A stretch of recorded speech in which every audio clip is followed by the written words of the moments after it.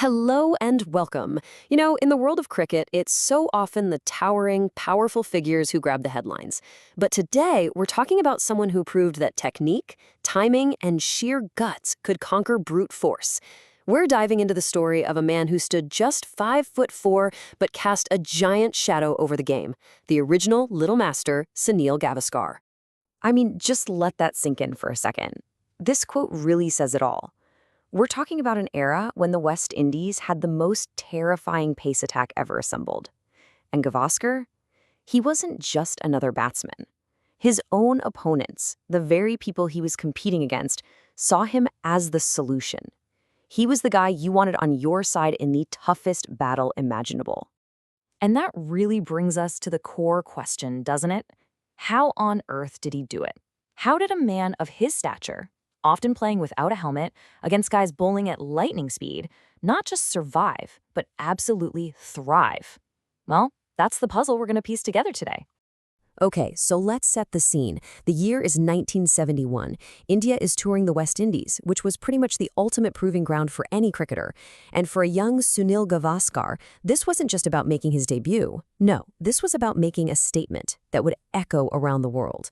Now, before we go any further, you've got to understand the job he was tasked with. An opening batsman. That means you're the first one out there. You face the bowlers when they're at their absolute peak, and the new ball is hard as a rock and swinging everywhere. It is without a doubt the toughest gig in Test cricket. It's a true trial by fire, and Gavaskar was thrown right into it from day one. So how'd he do in that trial by fire? He scored 774 runs. I'll say that again. 774 runs in his first ever series. This wasn't just meeting expectations, it was blowing them to smithereens. It's a world record for a debut series that still stands today, more than half a century later. He didn't just play well, he won India their first ever series against the West Indies. And, his impact went way beyond just the numbers on a scoreboard. Get this, in the Caribbean, they actually wrote a calypso song for him. That just didn't happen for visiting players. It was an honor reserved for their own heroes. But Gavaskar's skill was so undeniable, so beautiful to watch, that even the home fans couldn't help but celebrate him. He became a legend in a foreign land on his very first tour. So that incredible debut, it really set the stage for what would define his entire career. His absolute mastery over fast bowling. And not just any fast bowling. We're talking about the West Indian Pace Quartet.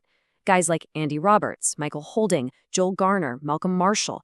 Names that still send a shiver down the spine of batsmen today. And if you don't believe me, just look at the numbers. A career average of over 51 is considered elite, truly world-class.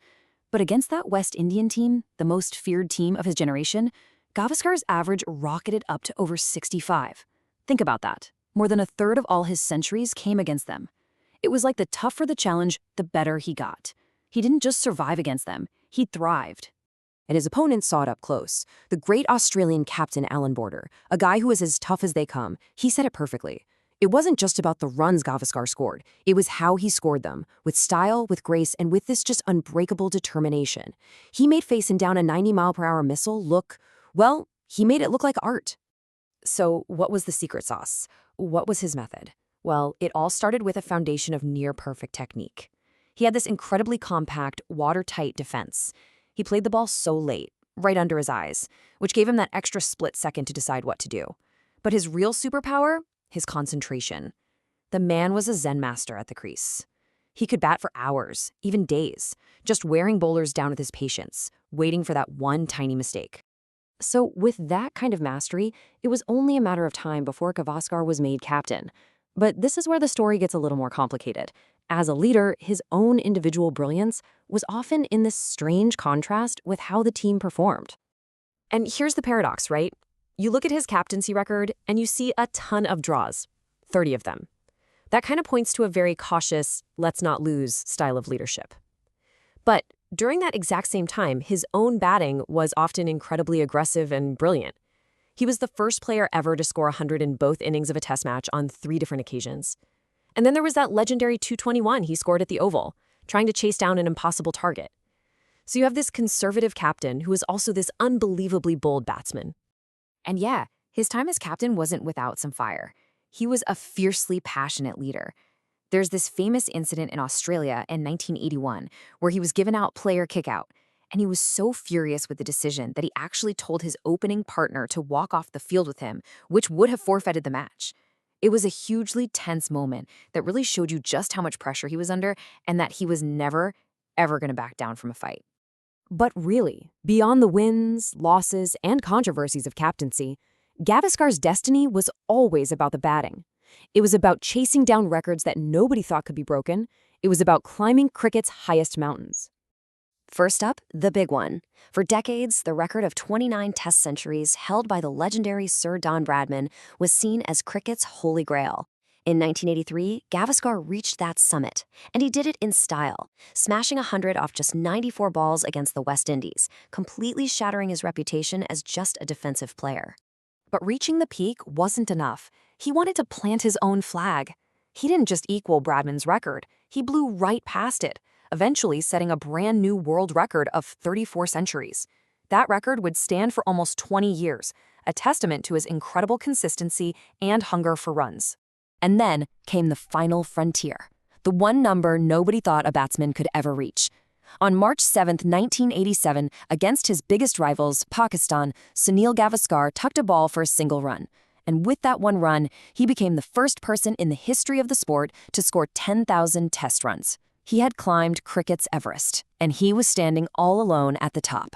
So when you look back at all the runs, all the records, what's his real legacy? Well, it's so much more than just numbers in a book.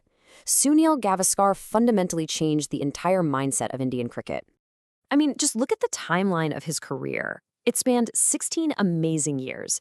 Kicked off with that jaw-dropping debut in '71, he was a key member of the team that won the World Cup in 1983, a massive turning point, and he bowed out in '87 as the game's all-time leading run scorer.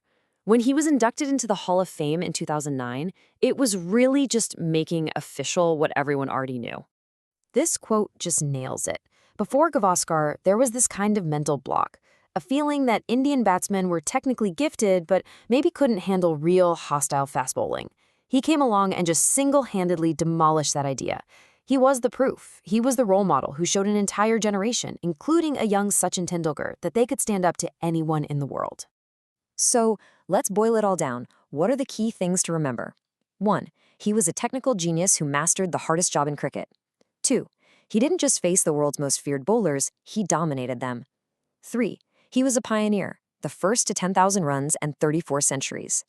But maybe the most important things are 4 and 5. He gave Indian cricket a new level of professionalism and self-belief, and his courage paved the way for all the superstars who followed. And that kind of leaves me with one final thought to chew on. Gavaskar's entire career was built on technique over power, on precision over brute force. In the game today, which is so dominated by huge bats and power hitting, you have to wonder, is there still room for a little master?